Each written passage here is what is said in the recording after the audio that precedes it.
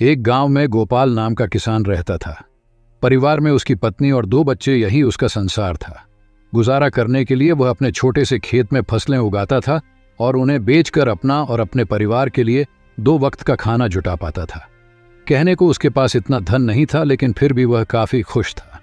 एक दिन दोपहर को वह अपनी पत्नी के साथ खेत पर खड़े होकर कह रहा था, हे भगवान, अगर बारिश हो जाए तो इस बार सभी किसानों की फसलें अच्छी हो जाएं। उसकी पत्नी भी कहती है, हाँ सही कहा आपने, अगर बारिश हो जाती है तो इस बार काफी अनाज हम किसानों के पास आ जाएगा। बारिश की आस में किसानों की उम्मीदें टूटने लगती हैं, लेकिन बारिश की एक भी बूंद जमीन पर नहीं गिरती। परिणाम ये होता है कि सभी किसानों की फसलें बर्बाद हो जाती हैं और सूखने लगती हैं। गोपाल की फसल भी पूरी तरह बेकार हो जाती है।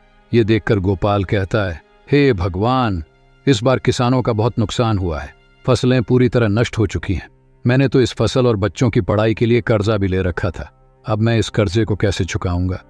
ये सुनकर गोपाल की पत्नी गोपाल को सहारा देते हुए कहती है, कोई बात नहीं, अब जो होना था वह तो हो गया।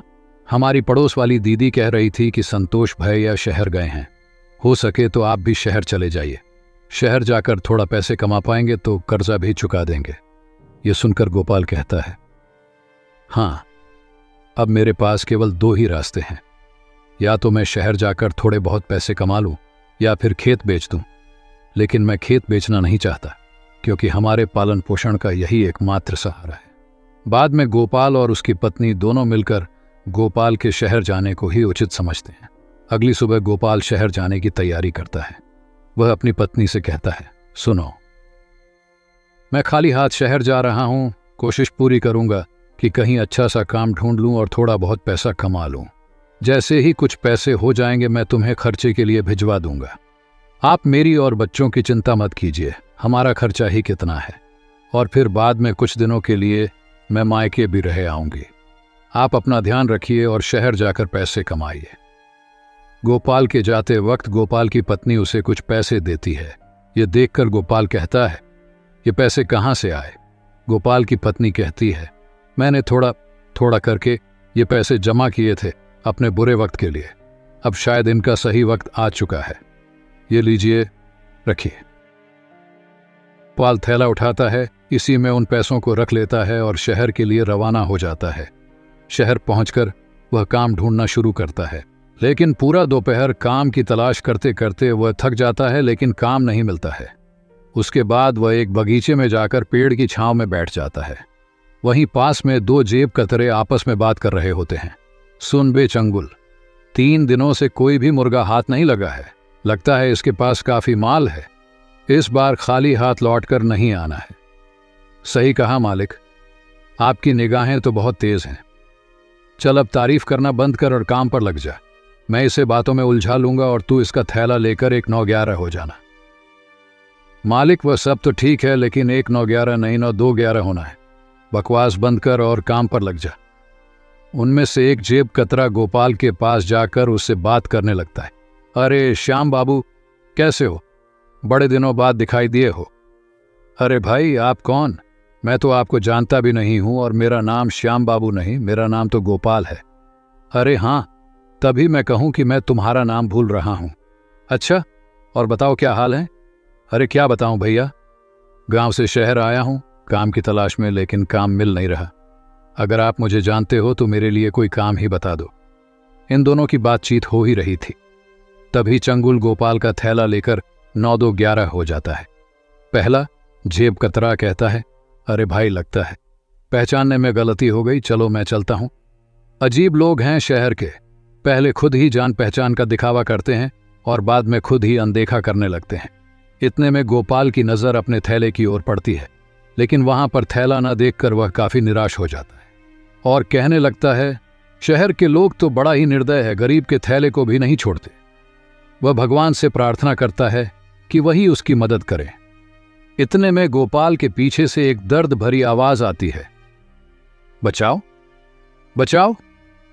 गोपाल उस आवाज को सुनते हुए पीछे मुड़ता है और देखता है कि वहां एक घायल व्यक्ति जमीन पर नीचे पड़ा हुआ है। उसके आसपास से लोग गुजर रहे हैं, लेकिन कोई भी उसे सहारा नहीं दे रहा है। गोपाल तुरंत जाकर उस व्यक्ति को बैठाता है और उसकी घायल स्थिति को देखकर तुरंत हॉस्पिटल ले जाने का इंतजाम करता है। हॉस्पिटल ले जाकर वह डॉक्टर से बात करता है। डॉक्टर साहब, इन्हें देख लीजिए, ये बहुत घायल है और दर्द के मारे कराह रहे हैं। डॉक्टर उस व्यक्ति की हालत देखता है और कहता है, तुरंत इलाज शुरू करना होगा। इसके लिए तुम्हें कुछ पैसे काउंटर पर जमा करने होंगे। ये सुनकर गोपाल आश्चर्य में पड़ जाता है और डॉक्टर से कहता है, डॉक्टर साहब, आज सुबह ही मैं शहर आया हूं काम की तलाश में, लेकिन काम तो मिला नहीं, ऊपर से मेरा थैला भी किसी ने चुरा लिया। मेरे पास अब कोई पैसा नहीं है। मैं खुद भूखा काम की तलाश में इधर उधर घूम रहा था, लेकिन तभी मुझे ये जमीन पर घायल पड़े दिखाई दिए और मैं इन्हें हॉस्पिटल लेकर आ गया। डॉक्टर उस व्यक्ति का तुरंत इलाज शुरू कर देते हैं और कुछ समय बाद बाहर निकलते हैं। तभी गोपाल अपनी जेब से एक पर्स निकालता है जो उसे घायल व्यक्ति को हॉस्पिटल लाते हुए उसकी जेब से गिरते हुए मिल गया था। वह उसे डॉक्टर को दिखाते हुए कहता है, ये लीजिए डॉक्टर साहब, ये इन्हीं का पर्स है। मैंने तो इसे खोला भी नहीं है, देख लीजिए, शायद इसमें पैसे हो। डॉक्टर उस पर्स को चेक करता है तो उसमें बहुत सारे आईडी कार्ड और क्रेडिट कार्ड होते हैं। जब डॉक्टर उनकी आईडी कार्ड को चेक करता है तो उसे पता चलता है कि यह तो शहर के सबसे अमीर आदमी है। वो तुरंत गोपाल से कहता है, अच्छा हुआ जो तुम इन्हें हॉस्पिटल लेकर आ गए। तुम जानते हो ये शहर के सबसे बड़े आदमी हैं। मुझे नहीं पता, मैंने तो अपना फर्ज निभाया है। डॉक्टर गोपाल को शाबाशी देता है और कहता है, कल सुबह इन्हें होश आ जाएगा। तुम कल सुबह आकर इनसे मिल सकते हो। और वापस इलाज वाले कमरे में चला जाता है। गोपाल रात भर उस गार्डन में ही सोता है और सुबह होते ही वह हॉस्पिटल वापस आ जाता है। गोपाल डॉक्टर से पूछता है, डॉक्टर साहब, अब इनकी तबीयत कैसी है? डॉक्टर कहता है, अब बिल्कुल ठीक है, तुम इनसे मिल सकते हो। डॉक्टर उस व्यक्ति से गोपाल का परिचय कराते हुए कहता है, यह गोपाल जी हैं, इन्होंने ही आपकी जान बचाई है। घायल स्थिति में यही आपको हॉस्पिटल लेकर आए थे। ये सुनकर गिरधर जी, घायल व्यक्ति, कहते हैं, धन्यवाद मेरी जान बचाने के लिए। तुम हो कौन और क्या करते हो? तभी गोपाल कहता है, मैं गांव से शहर आया हूं एक अच्छे से काम की तलाश में, लेकिन अभी तक मुझे कोई भी काम नहीं मिला है।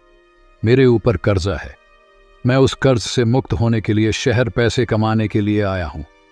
गिरधर जी ये सोचकर हैरान हो जाते हैं कि यह व्यक्ति इतनी परेशानी में होते हुए भी मुझे हॉस्पिटल लेकर आया।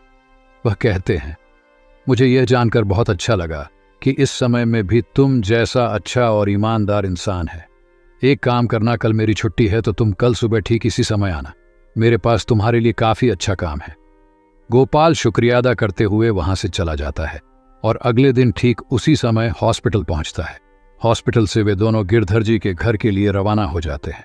घर में प्रवेश करते वक्त गोपाल उनके एक बड़े से महल और बड़ी बड़ी गाड़ियां देखकर हैरान रह जाता है और सोचता है कि यह व्यक्ति कितने अमीर होंगे।